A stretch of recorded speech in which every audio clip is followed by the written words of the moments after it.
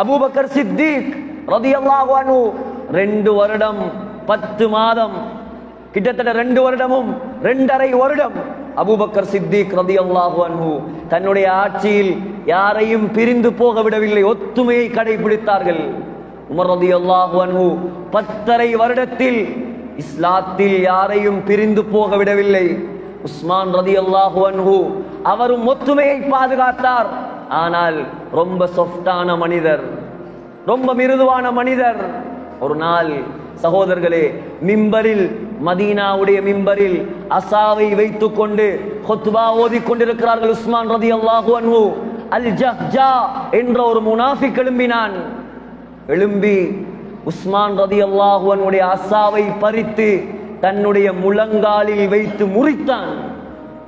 அதுதான் இந்த உம்மத்தில் நடந்த முதலாவது குழப்பம். இந்த உம்மத்தை முதலாவது பிரித்த குழப்பவாதி அவன்தான். அவனுக்கு அல்லாஹ் கொடுத்த தண்டனை என்ன தெரியுமா? தண்டனை என்ன தெரியுமா? அவன் முழங்கால் அல்லாஹ் ஒரு புழுவை உண்டாக்கினான். அவன் புழுத்தே செத்து போய்த்தான். உம்மத்தை யார் பிரிப்பார்களோ, தன்னுடைய லாபத்துக்காக யார் ஊருடைய ஒற்றுமைகளை குலைப்பார்களோ அவருக்கு நல்ல மௌத்து கிடைக்காது. ஆக சகோதரர்களே, ஒற்றுமையாக வாழ்வோம்.